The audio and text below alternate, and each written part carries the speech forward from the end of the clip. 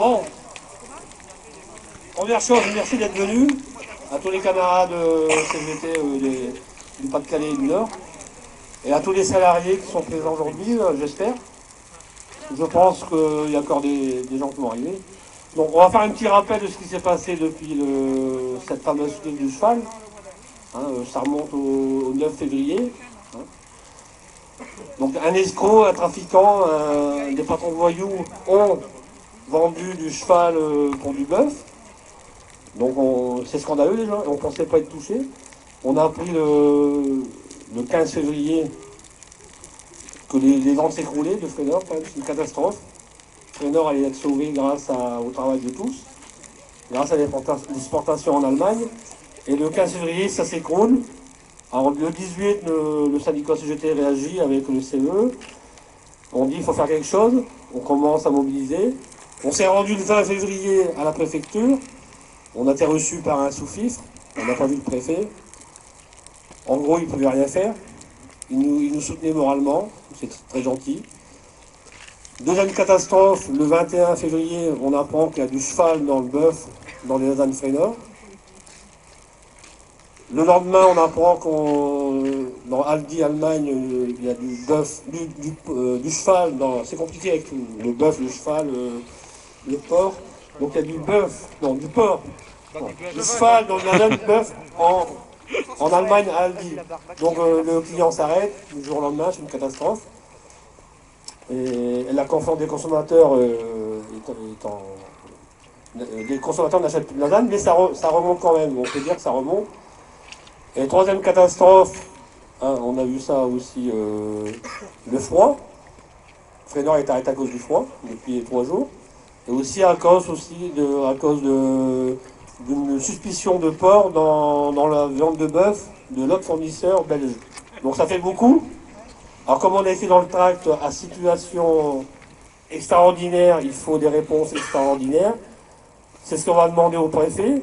Alors pour avoir vu quand même, on a dû aller se rendre au salon de l'agriculture le 1er mars avec la Fédération agroalimentaire. On a rencontré M. Garot et M. Le Foll. Donc ils ont pris connaissance du dossier Frénor le 1er mars. Ils devaient nous tenir au courant.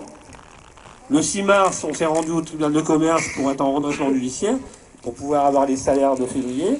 Toujours pas de réponse du ministère ni de la préfecture.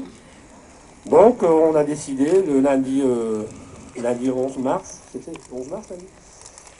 Donc 2 camarades, Olivier et Hervé, on a réfléchi tout le week-end à savoir qu'est-ce qu'on va faire pour se faire entendre.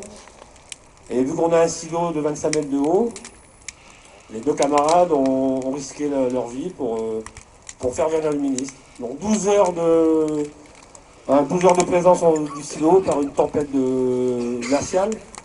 Donc le ministre est venu à 19h30 à Arras. C'était la seule solution. Donc on peut déjà applaudir les camarades chaleureusement pour leur action.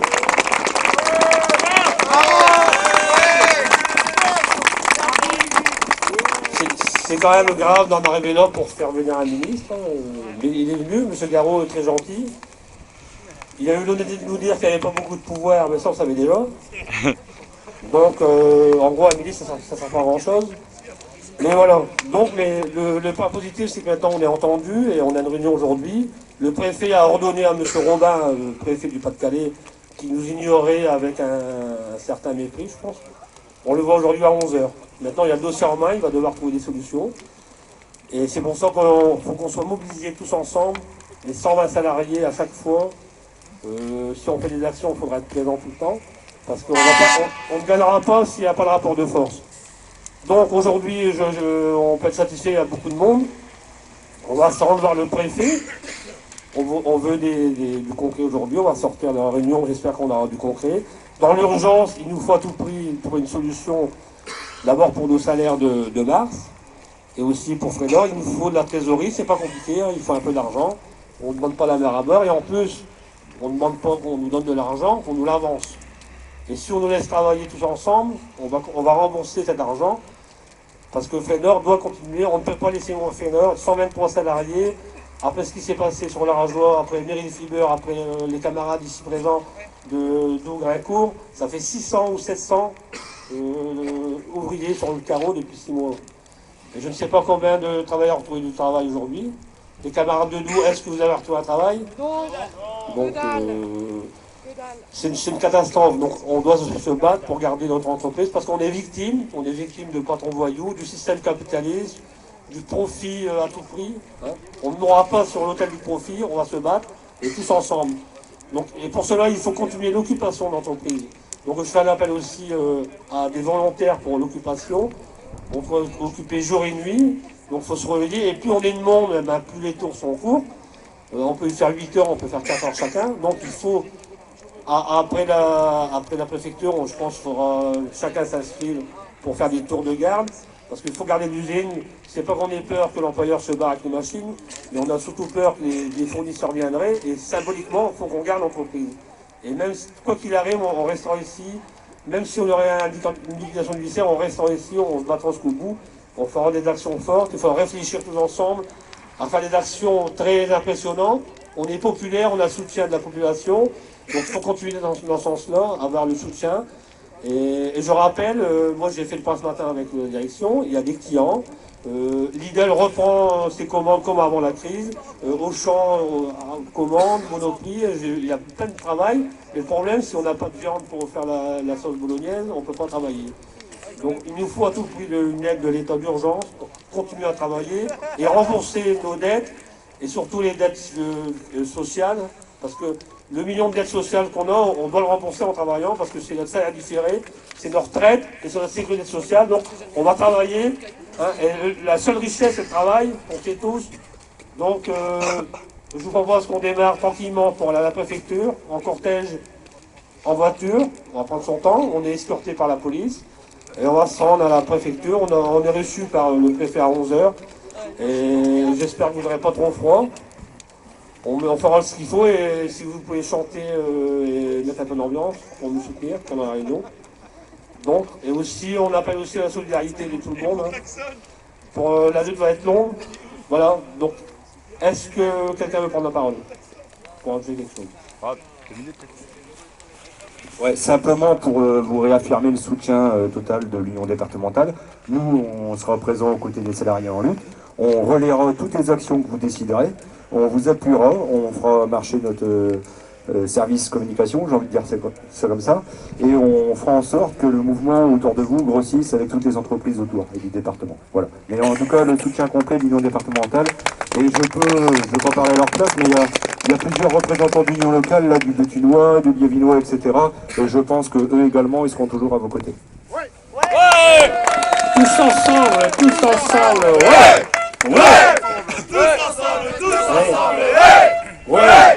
Tous ensemble, ouais. Alors, chers camarades, je suis de la Fédération agroalimentaire CGT, je m'appelle Joseph D'Angelo, et donc je suis venu aujourd'hui, d'une part pour accompagner les camarades qui vont être en délégation à la préfecture, et d'autre part pour vous apporter le soutien entier et complet de la Fédération dans la lutte que vous menez, qui est une lutte juste pour votre emploi, parce que vous n'êtes pas responsable de ce qui se passe. Ceux qui sont responsables de ce qui se passe, ce sont d'une part les employeurs qui n'ont pas pris les dispositions qu'il fallait pour développer l'outil industriel, d'une part, et d'autre part ce sont le gouvernement et l'État qui n'a pas pris ses responsabilités, qui a laissé casser le service public de contrôle vétérinaire et de la fraude, qui a conduit à ce que dans vos plats, on trouve de la viande de cheval à la place de la viande de bœuf. Alors ce que je peux vous dire, c'est qu'on est d'autant plus solidaires que vous n'êtes pas les seuls impactés par cette affaire. Il y a d'autres usines qui vont être aussi en difficulté, notamment les camarades de Boulogne-Sorin, qui vous saluent au passage. Et je peux vous dire qu'on ne laissera pas l'affaire à l'État. On a déjà beaucoup protesté, on va encore protester, et on va, avec Christian et avec les autres copains des autres boîtes concernées, redire au gouvernement qu'ils ont l'entière responsabilité d'avoir laissé les contrôles entre les mains des capitalistes. Hein, ils voulaient de l'autocontrôle, et voilà le résultat. Le résultat, c'est que les consommateurs n'ont plus confiance aux produits, et les victimes, ça va être vous, ça va pas être eux. Donc, Encore une fois, je vous renouvelle les vœux de solidarité de la fédération et on sera bien évidemment à vos côtés aussi longtemps que vous aurez besoin de nous et on sera présent tout le temps dans vos actions et on vous appuiera bien sûr à différents niveaux nécessaires. Il faut d'ailleurs que vous sachiez que dans les rencontres qu'on a eues, alors il y a eu l'initiative au Salon de l'Agriculture où les camarades de votre délégué syndical, Christian, a pu s'exprimer auprès du ministre de l'Agriculture. Mais sachez qu'on n'a pas lâché le morceau, qu'on a continué après le 1er mars à dire au ministère ce qu'on pensait de tout ça.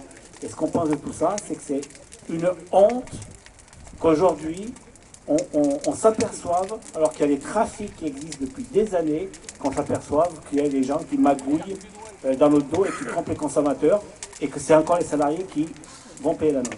Voilà, donc on est complètement solidaires et on aura l'occasion d'exprimer cette solidarité de diverses façons et à la demande de votre syndicat quand celui-ci fera appel à la fédération. Voilà, ben, bon courage et bonne lutte.